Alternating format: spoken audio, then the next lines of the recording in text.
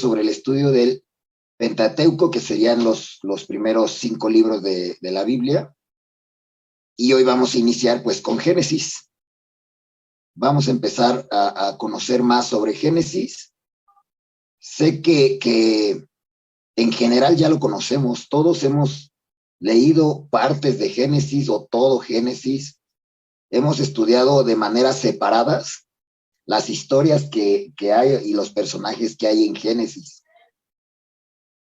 Y de verdad que es un libro que pues no nos podemos brincar, que debemos de conocer muy bien, que debemos de leer con otro tipo también a veces lo leemos mucho para niños, porque tiene muchas historias que se enfocan mucho a la enseñanza que hay para los niños.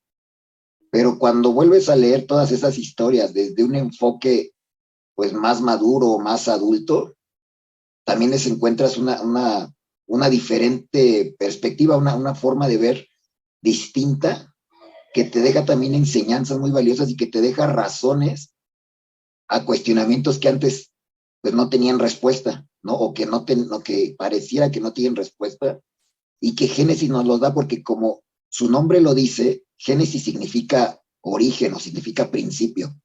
Pues Génesis nos va a estar hablando constantemente del origen o del principio de las cosas. En el principio, es una traducción, esta de Génesis, es una traducción muy acertada, porque el mismo libro inicia de esta manera, inicia diciendo en el principio, ¿no? Entonces, una traducción muy correcta, decir Génesis, que significa en el origen o en el principio. Dando pues a entender que nos va a hablar pues del comienzo de algo. Y les digo, si pensamos rápido todo lo que hemos leído de Génesis, veremos que todo el libro está hablando del origen de algo, el inicio de algo.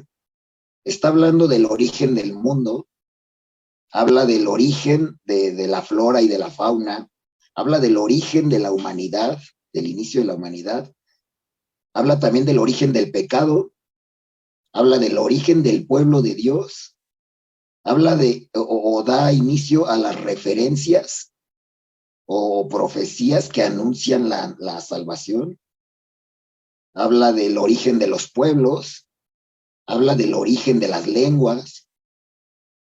O sea, si alguien quiere responderse, repito, todas estas preguntas que a veces nos dan vueltas en la cabeza y de las cuales no tenemos respuesta sobre cómo empezó o por qué o con qué fin o cuál es la raíz de ciertas problemáticas o de ciertas soluciones que hay en un futuro, cuál es la raíz de todo eso, pues hay que conocer Génesis. Génesis es el libro indicado para siempre volver a él cuando tenemos preguntas muy básicas o preguntas muy grandes que a veces queremos responder con el libro de Apocalipsis, ¿no? Cuando hay preguntas así muy fuertes, pues seguramente en Apocalipsis dice, cuando habla del fin y de todo lo que va a pasar. Sí, pero para tener una mejor comprensión de eso, de lo que va a pasar o del por qué está pasando o del por qué hay una solución de esta manera, pues hay que regresar a las raíces para tener un mejor entendimiento del por qué se tuvo que llegar acá, por qué tuvo que pasar esto, por qué dio inicio esto. Entonces, realmente Génesis es un libro que sí debemos de conocer mucho, hermanos, que sí debemos darle otra leída si es que lo hemos dejado en el olvido, porque nos abre muchísimo el entendimiento de muchas cosas. Este libro, pues, tiene 50 capítulos, o sea, está larguísimo, pero es precisamente porque explica el origen de tantas cosas, o sea, se extiende tanto en explicarte por qué y dónde comienza, y entonces se vuelve un libro largo en su totalidad, o sea, en su totalidad. Pero si lo que queremos es estudiar una pregunta específica o tenemos una duda específica, que nos queremos enfocar solamente en una, pues incluso se vuelve un libro corto, porque a veces solamente te responde el origen de lo que tú te estás preguntando, viene únicamente en un versículo, en un capítulo, y entonces hasta te quedas corto, como dices, pero ¿por qué me falta? quiero más, ¿no? Entonces, repito, es un libro que parece largo en su totalidad, pero realmente es corto si vas pedazo por pedazo, porque el mismo libro te invita a querer saber más, a querer conocer más y preguntarte incluso más. Les voy a dar un ejemplo. Nos queremos preguntar sobre el origen del universo y del mundo, que suena algo muy grande, ¿no? Suena algo como órales, el origen del universo y del mundo. Y este se acaba en un capítulo. O sea, de los 50 que hay, en menos de un capítulo ya te resolvió esta duda. Lo cual nos deja todavía pues me falta, quiero estudiar más, o sea, pero ya, Génesis solamente lo resume en un capítulo. Pero este cuestionamiento tan grande y esta preinformación que nos da Génesis, nos invita a ver otros libros. Nos invita a ver, por ejemplo, en Hebreos 11, que se habla de la fe. Dice en Hebreos 11:3, dice, por fe entendemos que todo el universo fue construido por la palabra de Dios. De modo que lo que se ve fue hecho de lo que no se veía. Entonces tú estás analizando en Génesis 1 más o menos el conocimiento de cómo se formó. Te llega otra pregunta, pero te invita a ver Hebreos 11, donde te dice, mira, por fe lo vas a entender. Así de fácil y sencillo. No necesitas querer entender más, porque la fe te hará comprender esa razón, te hará comprender el por qué, te hará comprender que Dios con su palabra creó lo que ahora vemos de lo que no se veía. Y te puedes empezar a formular más cosas, pero la fe es la que te hará entenderlo de manera clara, que por su palabra todo fue construido. Y también te invita, este cuestionamiento, sigues con cuestionamientos, te invita a corroborar lo que dice en Génesis, te invita a corroborarlo en Colosenses, o te invita a responder un por qué, dices, pero ¿por qué? Y entonces Apocalipsis te da una respuesta también del por qué, o Juan también te da una respuesta del por qué se crea. Y en el mismo Antiguo Testamento vemos a Job, ¿no? Que en el mismo libro que lleva su nombre, le hace también estas preguntas a Dios y Dios le responde. Entonces queremos también cuestionarlo como Job lo cuestionó, por así decirlo. Dios le responde de una manera muy directa a Job. Y entonces ahí está también la respuesta para nosotros.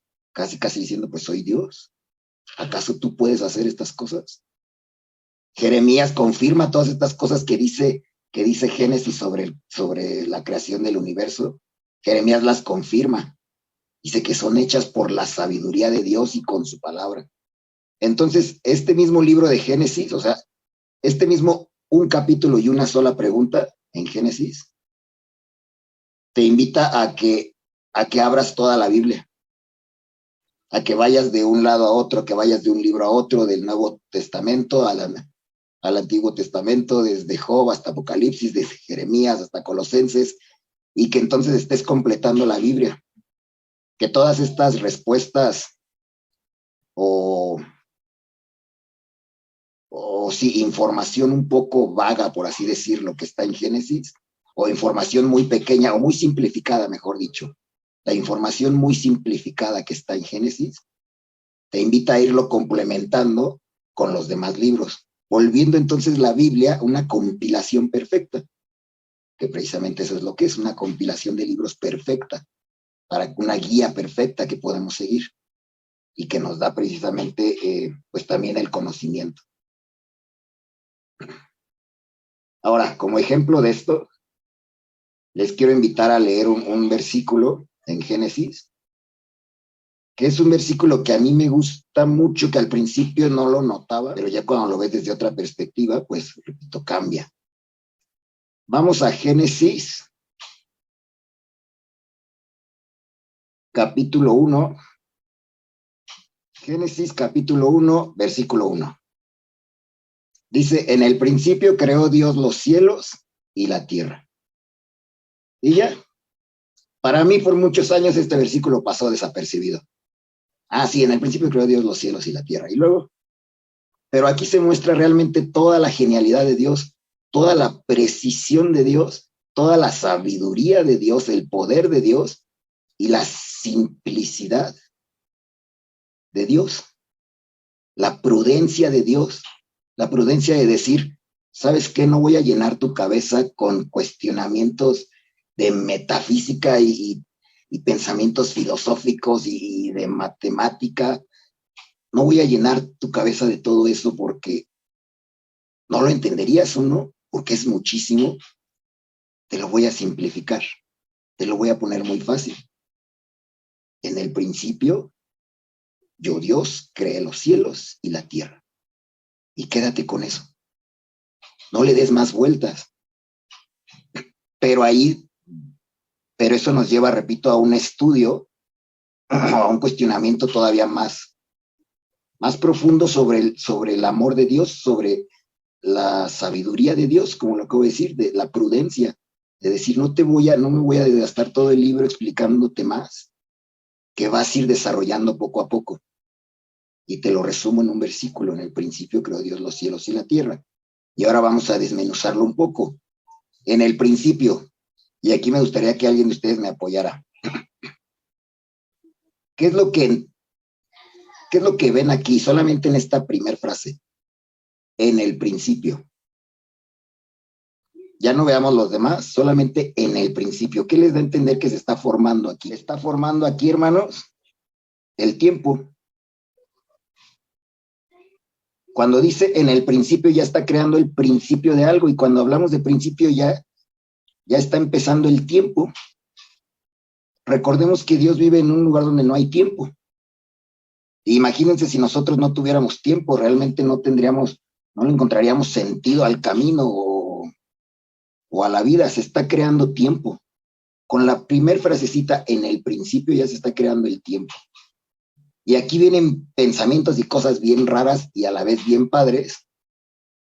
Pensamientos precisamente de filósofos que dicen que el tiempo es relativo, o teorías como que el tiempo es una ilusión, como que el tiempo no existe, porque pues se supone que cada quien, dicen que el tiempo es relativo porque se supone que cada quien vive o percibe el tiempo de manera diferente, porque estamos desde diferentes puntos de vista, ¿no? Y entonces, si yo estoy de este lado, no veo lo mismo que alguien que está de este lado, o bueno, se ve lo mismo, pero se ve desde diferente perspectiva, no está pasando al mismo tiempo. Si pasa una moto, no sé, atrás de mí, el que está a 10 metros enfrente de mí se supone que la está viendo pasar al mismo tiempo, pero para él el tiempo no es lo mismo. O sea, cosas súper raras sobre el tiempo que precisamente hacen que se diga o que se tenga la teoría de que el tiempo es relativo, que va cambiando dependiendo de la perspectiva de la gente y que se supone que no pasa igual para todos. Y esto pasa del tiempo, del estudio del tiempo, que se volvió algo muy raro, porque se empezó a estudiar de manera separada. El tiempo se empezó a estudiar de manera separada, como algo único.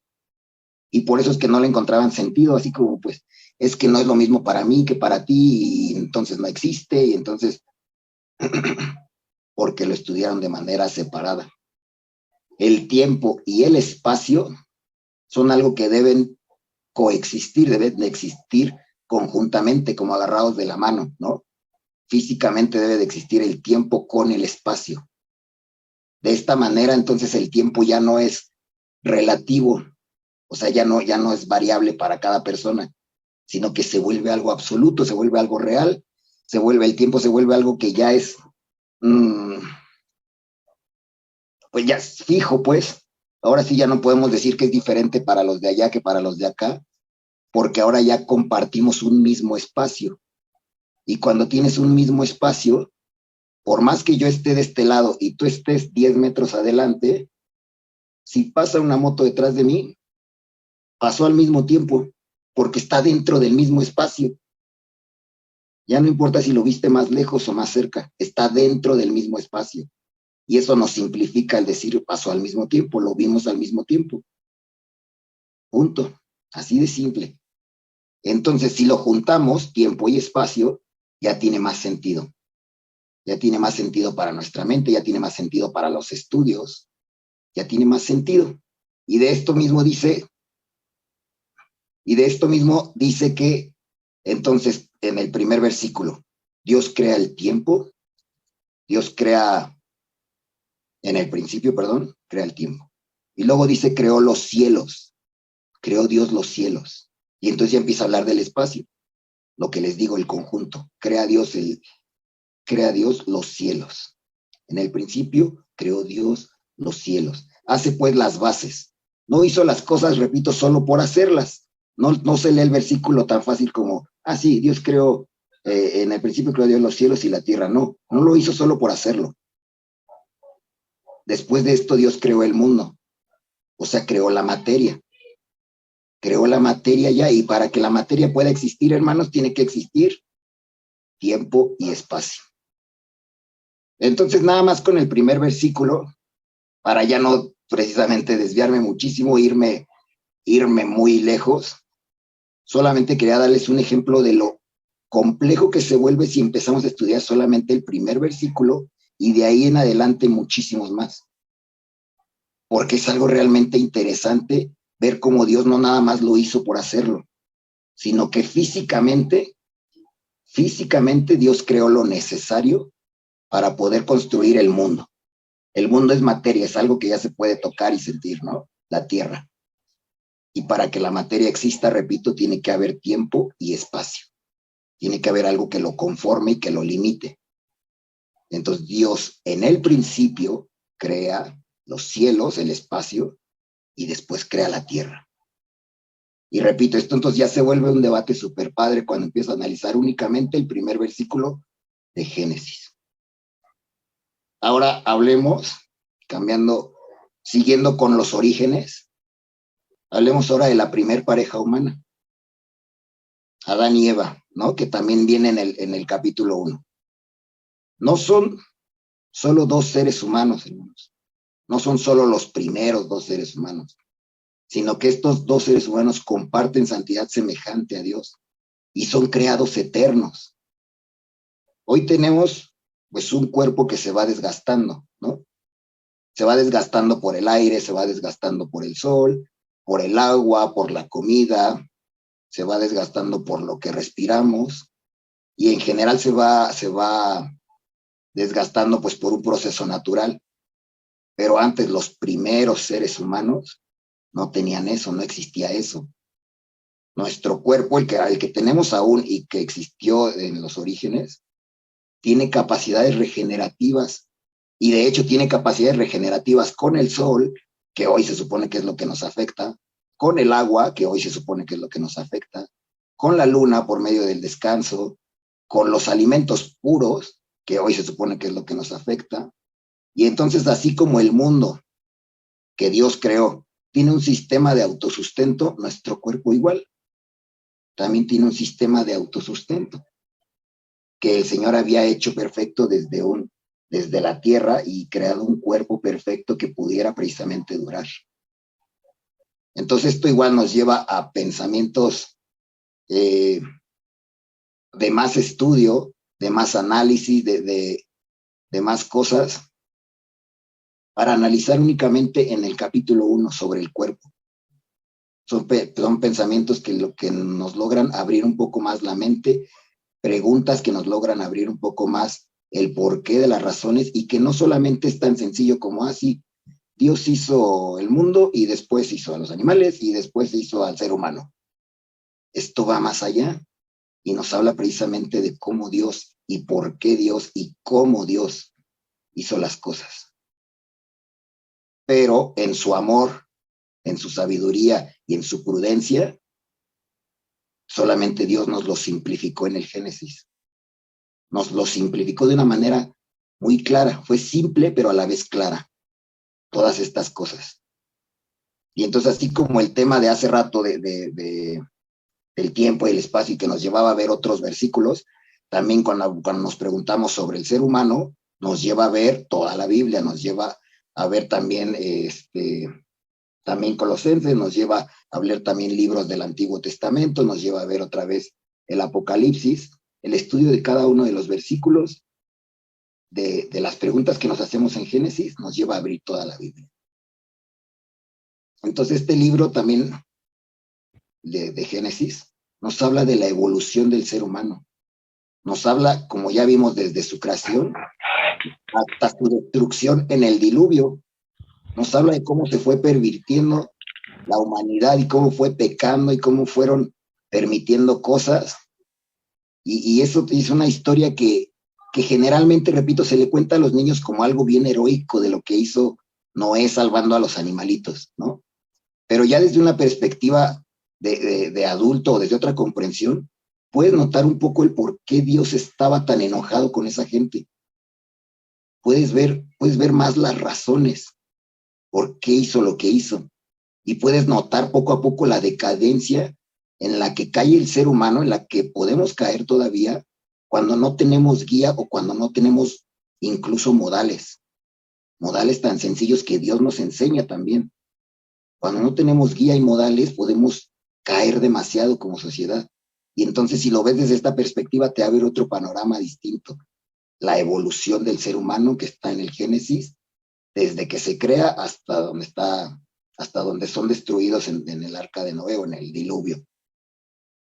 Y, por ejemplo, desde un punto de vista de padre de familia o de responsable de familia, pues ves lo valiente y lo esforzado que fue Noé, porque por un lado estaba luchando con la gente que no le creía y tratando de evangelizarlos, ¿no? Tratando de hablarles, sí, Dios existe y vengan y súbanse porque va a destruir. Entonces estaba de alguna manera intentando evangelizar, pero al mismo tiempo estaba trabajando físicamente, pues construyendo el arca, que no era fácil. Y al mismo tiempo seguía sosteniendo a su familia espiritualmente, porque su familia seguía creyendo en él. Ningún momento lo tiraron de loco ni nada. Entonces, repito, desde otra perspectiva puedes ver no solamente lo heroico de salvar animales, sino que todo lo que tuvo que llevar también Noé, cargando pues esta gran responsabilidad de su familia, de la evangelización, de seguir guardando la palabra de Dios, de construir un arca, de seguir trabajando para proveer a su familia. O sea, todo eso que tiene Noé lo encontramos también en Génesis. Lo que también podemos encontrar en Génesis es el árbol genealógico de muchos y muchos personajes que salen en la Biblia, ¿no? En Génesis está todo el árbol genealógico. Tengo una amiga que en algún momento se quiso hacer ese proyecto de desarrollar así tal cual un árbol con ramitas e ir poniendo los nombres, el árbol genealógico y la descendencia de todos ellos. Pues por cuestiones de, no sé, de tiempo, de que luego ya no pudo, lo fue dejando y lo fue dejando. Ahorita ya no sé cómo quedó, pero en algún momento lo vi, se veía bien padre precisamente y era muy fácil, con ese árbol ya físico, era muy fácil pues identificar de dónde venían aquellos personajes que nos gustan, ¿no? Que leemos más adelante en la Biblia, que decimos, a ver, de quién fue hijo y quién fue su abuelo, y entonces vamos ligando hasta su descendencia. El árbol genealógico lo encontramos también en Génesis. Pues llegamos a uno de los hombres que Dios consideró su Dios, que dice, él es mi amigo, y conózcanlo. ¿Y dónde lo encontramos? Pues en Génesis. Yo obviamente estoy hablando de Abraham. Abraham lo encontramos, la historia de Abraham la encontramos en Génesis. Y con él es con quien Dios inicia, hablando de los inicios, hablando de los orígenes, con él es con quien inicia su pacto. No un pacto que no es con la humanidad en general ya, sino que es un pacto con un pueblo específico, a partir de un hombre en específico, que es Abraham. Era Abraham de 99 años cuando le apareció Jehová y le dijo, yo soy el Dios Todopoderoso, anda delante de mí y sé perfecto. Y pondré mi pacto entre mí y ti y te multiplicaré en gran manera. Entonces Abraham se postró sobre su rostro y Dios habló con él diciendo, he aquí mi pacto es contigo y serás padre de muchedumbre de gentes. Y no se llamará más tu nombre Abraham, sino que será tu nombre Abraham, porque te he puesto por padre de muchedumbre de gentes. Y te multiplicaré en gran manera y haré naciones de ti y reyes saldrán de ti. Y estableceré mi pacto entre mí y ti y tu descendencia después de ti en sus generaciones, por pacto perpetuo para ser tu Dios y el de tu descendencia después de ti. Y te daré a ti y a tu descendencia después de ti la tierra en que moras, toda la tierra de Canaán en heredad perpetua, y seré el Dios de ellos. Aquí es donde da inicio el pacto, hermanos. El pacto que hace con él para volverse su Dios y que Abraham se vuelva, pues su fiel, que le sirva y que se vuelva perfecto. Dice aquí, sé pues tú perfecto. No como todos los demás humanos que se están desviando. Tú vuélvete alguien apartado y perfecto. Y entonces seré tu Dios y seré Dios de toda tu descendencia. Si es que toda tu descendencia como tú guardan mi ley y guardan este pacto. Aquí es donde inicia entonces muchos de los cuestionamientos, repito, que nos hacemos al final, el por qué y para qué y entonces y con qué fin, vienen de Génesis. Y todas las vivencias que después Abraham tuvo, cómo salió de su ciudad natal sin poner peros, cómo se fue a trabajar a Egipto, cómo hizo riquezas bendecido por Dios, toda la tristeza que vivió Abraham siendo un hombre recto, la tristeza que sentía, ¿no? De tenerlo todo, pero no tener un heredero, no tener un hijo. Y después lo que tuvo que pasar una vez que ya tuvo un hijo y que le pidieron que lo sacrificara, se imaginan también todo eso que tuvo que vivir mientras llevaba a su hijo caminando hacia donde se sacrificaban, todo lo que tuvo que pasar, imagínense un segundo, si de pronto nosotros, no sé, aquí perdemos a nuestro hijo 5 segundos, ya nos estamos volviendo locos, imagínense él que sabía lo que iba a pasar, todo ese camino, cómo lo tuvo que atravesar, todas esas historias de Abraham, todo lo que él tuvo que pasar, lo van forjando precisamente como un hombre fiel y cada vez más maduro.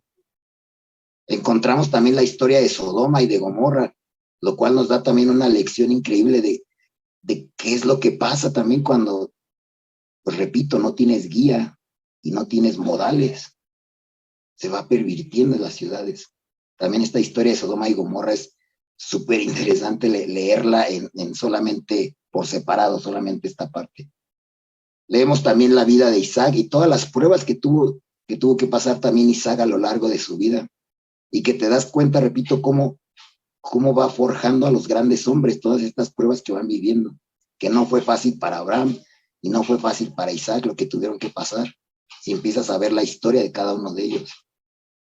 Y lo que ellos hacen precisamente se vuelve ejemplo para sus hijos, o sea, Abraham fue ejemplo de Isaac, e Isaac fue ejemplo de Jacob, y Jacob, hermanos, tiene una entereza.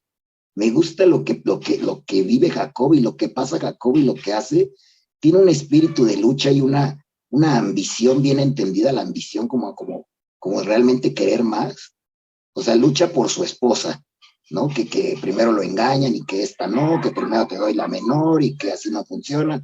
Y órale, y lucha por ella, o sea, realmente la ama y lucha por ella. Trabaja años por ella. Lucha por su hermano, lucha por querer tener la primogenitura. Lucha desde el inicio, incluso cuando van a nacer, dice que se agarra así de su hermano, se aferra. O sea, es eso, es aferrado. Lucha con su suegro, incluso por su parte de la herencia, cuando le dice, no, es que si te vas ahí ya no te voy a dar, y le dice, no, sí, entonces dame lo que me merezco, y entonces, o sea, no se deja Jacob, y todo esto porque lo aprendió de su padre, lo aprendió de su abuelo, de hombres que iban luchando entre las adversidades. Entonces se vuelve alguien que realmente empieza a lograr lo que quiere. Y es más, Jacob lucha con el ángel de Dios. O sea, lucha con todo mundo y termina luchando con el ángel de Dios. O sea, con Dios. O sea, es un hombre, repito, que con el hombre, con el ejemplo de las vivencias de su padre, de su abuelo, pues se vuelve un guerrero como tal. Alguien que no se deja y que no se rinde ante las adversidades. Dice, y está hablando de Jacob, y se levantó aquella noche y tomó sus 2 mujeres y sus 2 siervas y sus 11 hijos y pasó el vado de Jacob. Los tomó pues e hizo pasar el arroyo a ellos y a todos los que tenía. Así se quedó Jacob solo y luchó con él un varón hasta que rayaba el alba. Y cuando el varón vio que no podía con él, tocó en el sitio del encaje de su muslo y se descoyuntó el muslo de Jacob mientras con él luchaba. Y dijo, déjame porque raya el alba. Y Jacob le respondió, Jacob así aferrado a él, no te dejaré si no me bendices. Y el varón le dijo, ¿cuál es tu nombre? Y él respondió, Jacob. Y el varón le dijo, no se dirá más tu nombre Jacob, sino Israel, porque has luchado con Dios y con los hombres y has vencido. Entonces Jacob le preguntó y dijo, declárame ahora tu nombre. Y el varón respondió, ¿por qué me preguntas por mi nombre? Y lo bendijo allí. Y llamó Jacob el nombre de aquel lugar Peniel, porque dijo, vi a Dios cara a cara y fue librada mi alma. Entonces yo también leo esto de Jacob y digo, órale, o sea, peleó con el ángel de Dios. Repito, qué interesa, qué ambición bien entendida, ¿no? Y entonces aquí comienza el nombre del pueblo de Dios, le cambia de Jacob a Israel. Y empieza la historia de Israel. Y vamos con el hijo de Jacob, con José. De todas las historias que le he contado, de todos los hombres que hemos atravesado, creo que la historia de José es la que más me gusta. Porque en los últimos capítulos de Génesis narran todo lo que pasó José desde su infancia. Y les digo, es lo que más me gusta porque José ahora tiene no solamente la enseñanza de su padre Jacob y la de su abuelo Isaac, sino que también la de su bisabuelo Abraham. Y esto lo vuelve un hombre que ante todas las adversidades se levantó. José me gusta porque le pasaba algo, triunfaba y de pronto lo tiraban o se caía o lo volvían a humillar. Y en vez de rendirse y ponerse a llorar y decir, no, ya no puedo, desde el fondo de donde estaba se volvía a levantar. Se volvía a levantar, volvía a progresar, volvía a triunfar, se volvía a poner en un lugar alto donde otra vez lo volvían a tirar. Y otra vez, en vez de llorar o de quejarse, desde ahí abajo seguía adorando a Dios, seguía pidiendo y confiando en Dios. Tenía paciencia también y volvía a levantarse poco a poco y volvía a luchar poco a poco. Y seguía creciendo poco a poco hasta lograr otra vez un rango alto en lo que sea que le pasara. Siempre tenía una actitud positiva. Creo que José es de los que más me gustan, repito, de Génesis, porque tiene todo este ejemplo de sus abuelos. Y entonces eso lo vuelve realmente un hombre interesante, un hombre que tiene una vida que debemos de seguir, porque le pasa de todo. A José le pasa de todo. Y él siempre tiene una buena actitud, una buena cara y una fe para Dios, de decir, yo sé que me vas a ayudar, pero al mismo tiempo me tengo que esforzar. No voy a quedar cruzado de brazos. Confío en el Señor, pero me voy a esforzar. Y entonces José logra precisamente alzarse en Egipto, lograr tener riquezas en Egipto y ser alguien reconocido. Incluso libra a su familia del hambre, la libra de la muerte, los trae a Egipto. Y aquí es, hermanos, donde comienza la historia del Éxodo, que es lo que precisamente veremos la próxima semana. Pero pues sí, en general la historia de Génesis, pues es el comienzo, el inicio de todo. Cualquier cuestionamiento, cualquier duda o enseñanza primordial que queramos tener, la podemos encontrar en Génesis con todos estos hombres que mencioné, con historias que obviamente se me pasó mencionar y otros hombres que se me olvidó mencionar o que no hay tiempo también. Por ejemplo, está la historia de Sara. En su momento también hay que analizar a Sara detalle a detalle, a Rebeca. Y entonces, pues esto es un resumen, hermanos, de lo que podemos estudiar de Génesis, un libro que de verdad debemos de conocer mucho, debemos de estudiar mucho, porque nos abre el panorama de todo lo que queramos entender en la Biblia. Es primero irnos a las raíces, a las bases. ¿Quieres entender algo más de la Biblia? Apocalipsis, ¿quieres entender a Pablo? ¿Quieres entender lo que sea de la Biblia? Vámonos a las raíces. ¿Quieres entender tu propia vida y el por qué te sientes de pronto diferente? Vámonos a las raíces en Génesis. Y toma estos ejemplos de estos hombres con los cuales Dios inició pues su pacto. Este es Génesis, hermanos. Muchas gracias por su atención y Dios los bendiga. Paz a vos.